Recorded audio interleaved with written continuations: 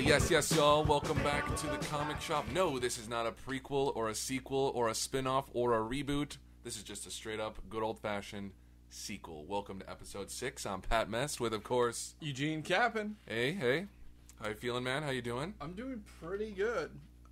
Except for all the sweat that's just kind of pouring off my body right now. Well, this room is always toasty as usual, but I feel like this beautiful early summer weather we're getting out here in the Pacific Northwest is just heating me up, and I probably shouldn't have worn a black t-shirt, so that was my bad, but it was worth it to wear the Batman shirt. I kind of want to take my pants off right now. If you take off your pants, I'm going to have to phone this in literally from my car out in the driveway. We'll hook up some stuff. I'll call in on my phone, and we'll make it happen. It'd probably be cooler. You wouldn't be as hot. That is true. I'd be much, much cooler. Then all the hassle. Yeah. But no, it's a good weekend. It's always fun to be doing one of these shows right after a film comes out. You know, that first X-Men. After we were talking about Thor was a lot of fun, and of course X-Men First Class came out just a couple of days ago. So we went and saw that on Friday, and that was a blast. I thoroughly enjoyed it. Yeah, that was a great film. We'll be talking about that more in our in the second segment today. But to start off, we're going to talk about death in comics. Everybody loves a good death. Deaths in comics are a lot of fun. But they can be good and bad. I like it when it's used for good, powerful storytelling, but I don't want it to be just a big sales thing, just a ploy to get people to go and buy more issues. But you know what? Sometimes when they do that, it actually has a much better payoff story-wise. And probably one of the better examples is Superman versus Doomsday. When Superman meets his untimely demise. I think they had to with Superman. The character had been around since, 1938. He's the Man of Steel. He's really hard to beat. They had to do something with him, and just more compelling, to make him more human, to just show another side of it. Give him a limit. Yeah, there had to be some sort of other limit there for Superman, and I think it was good that they killed him. And of course they bring him back. I cried a little inside. I was very sad. It was a big deal. I remember my dad and I going to the comic shop to pick up all the issues that came out, showing up to his deaths, and of course the actual death itself. And I remember we put them in the little protective sleeves and put them away in a box. He's like, when you get older, I'm going to give these back to you. Wow. This is like 1992. So, I mean, I was only like 6, so it was probably for the best. Did you get them back? Yeah, I got them back. That's awesome. Yeah. So, got pristine copies of key Superman deaths. It's just really hot in this room. Yeah. Not enough feeling it. Blood flow going to the brain right now. Yeah. And then, of course, with a lot of these stories, inevitably, they're going to bring the character back. These are major, kind of like with Captain America, these are major heroes in these universes. They're not going to, Marvel and DC aren't going to let these characters be gone, truly, because they're important to financial money making. That kind of disappoints the whole, hey, let's kill off our main character of our comic book. Now what do we do? Yeah, so I mean, that's why sometimes, seeing these great storylines, it's cool. Okay, this is great for, the present, right now, but you're like, okay, what does this mean for 3 years from now, for 5 years from now, and going forward for these characters? Ultimately, Superman, now what exactly was it with Superman? He essentially went into a state of hibernation. That's right. Yeah. He just went to sleep, repowered, started absorbing sunlight through the ground, I guess. Yeah, his genetic alien material enables him to absorb sunlight.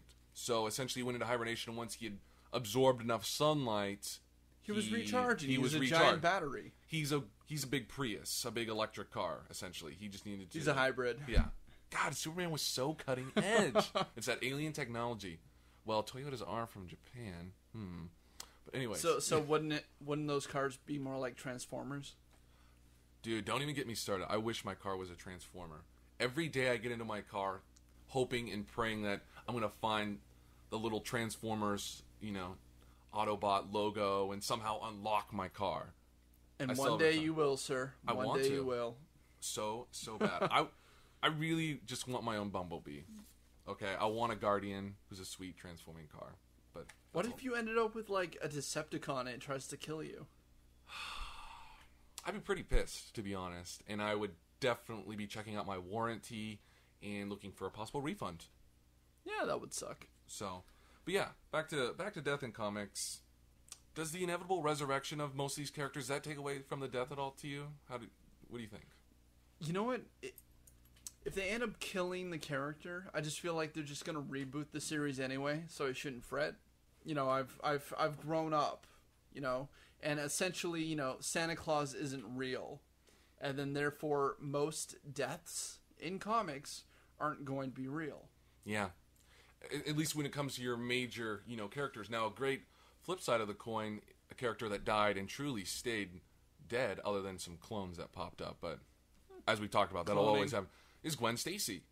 Kind of signified the end of the Silver Age of comics, started into the darker, grittier Bronze Age when she was killed off in issue 122 of the Amazing Spider-Man. Up to that point, there weren't a lot of major characters dying straight up in comic books, and she stayed dead, which made her death even more powerful, I thought, myself. It's pretty iconic, though. Didn't she later on come back being tied to, like, a symbiote? In the Ultimate Universe, yes. In the Ultimate Universe, the Venom symbiote kills Gwen, but essentially her body's dead, but he absorbs, like, her spirit and her essence, and the symbiote later takes the form of Gwen and has the mind and the memories of Gwen and goes about living as Gwen. Huh. Yeah. That kind of cheating the system, isn't it? Exactly. See, there's always these little ways, you know. So, or with Norman Osborn, he was killed in issue 122 as well, but they bring him back in the 90s to seal up the Clone Saga. They said the serum, the goblin serum, put his body in a state of suspended hibernation for a few years, and then he woke up and he moved to Europe and started that secret society. Kind of like what happened to Superman. Yeah, so that kind of stuff. God, what the hell, writers? Yeah. If you're going to make a conscious decision to kill off a character, please make sure you're committing to your storyline. Well, and the other problem is when the new writer comes over, he can undo stuff. Like the original guy who wrote the Gwen Stacy death obviously didn't undo this. What happened was that the Clone Saga, they wrote themselves into some corners, and it wasn't the best way, but the simplest way to fix it was to do the Norman Osborn angle, and that was from the editor-in-chief. Many of the writers actually were against the Norman Osborn coming back. They liked his death. They thought that was appropriate for how the series had progressed, but they got their marching orders, and so they did. You know who recently died? Who's that? Spider-Man. Well, he's going to die. Or have they not released that yet? Yeah, he hasn't died yet, but he's going. Their storyline they're doing right now in the Ultimate Universe, not the typical Earth 616 continuity. In the Ultimate Universe, they're calling it the death of Spider-Man. He's going to die. So for good. We'll see. Right? Well, no, I never say for good because come on. I mean, look what we've just been talking about. It's probably some time travel bullshit. You know, alternate or realities, cloning, or you know, he's gonna go into spider hibernation. Yeah, or I don't even know. I don't really have any predictions, but they'll find a way. Like what was it with Captain America? Because he gets arrested. He turns himself in after the Civil War storyline, and then he gets assassinated by an assassin sent by the Red Skull. And then they brought him back. Do you know how that happened? I don't.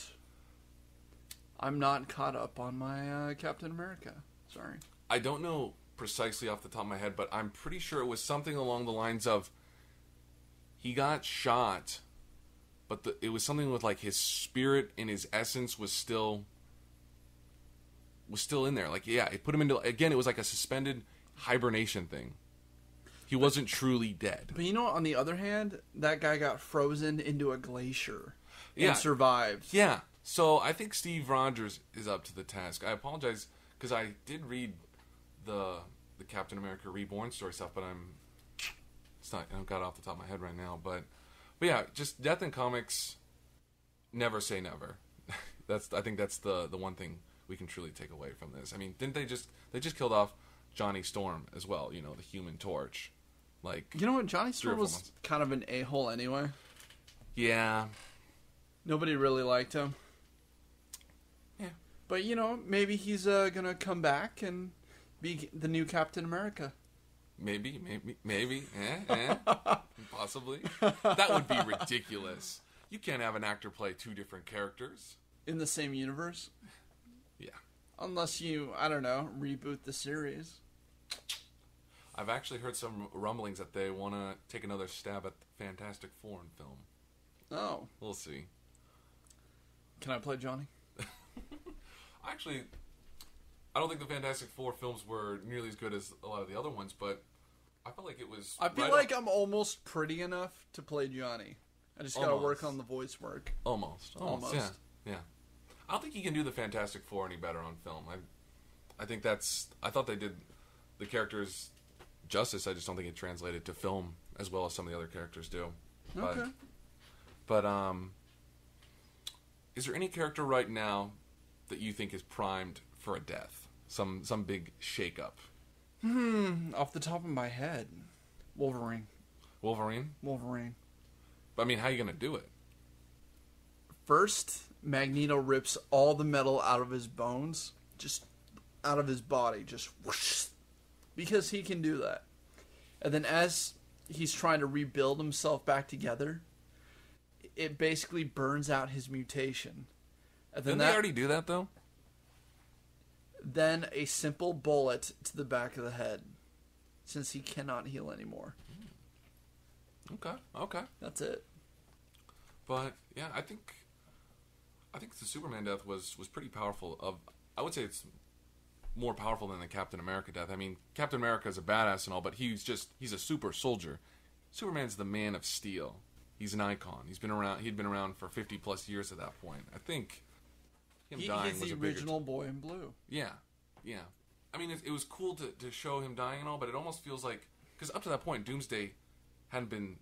He doesn't show up at any other point in the previous books before. Does it almost feel like Doomsday was simply created, obviously just to kill the Man of Steel? The ultimate Kryptonian weapon, Doomsday. Yeah. But you know what? We got so many other characters out of his death. I mean, we got Cyborg. We got Steel. We got the futuristic version of Superman that gets set back into the past. And, I don't know. You have the introduction of Superboy, the Superman clone. Just a lot of new avenues were opened up by that one storyline. It almost seems like there was a lot of other characters that had some deaths and resurrections in the DC universe after Superman. It's almost like... Did his death kind of almost open some sort of a resurrection like portal? A trend? Yeah, it's like, oh man, Superman's so cool. He's dying and resurrecting. I just want to be cool too, man. And I mean, I'm just the Green Arrow. I want to be cool too. But you know, College Humor actually put together a video that kind of has their unique spin on characters dying and it basically has all these superheroes kind of sitting at a funeral and talking about. You know what? We'll post it. Okay. Yeah. We'll have a link to it. Yeah, let's do that. Okay. But it's worth a watch. It made me laugh like 10 straight minutes. Awesome. And anyway, we need to go to break. Yeah, let's take a break. We're going to come back. We're going to talk about X-Men First Class. Spoiler alert, if you don't want to find out stuff about that, I suggest you might want to just stay away from part 2 until after you've seen the film. But stay with us. We'll be back. And remember, when it comes to death in comics, they're never truly dead. Never say never. We'll be back on the Comic Show. Inside the system. Cuts. Inside the system. Cuts. Connection. Cuts. Connection. Cuts. Cuts. The connection.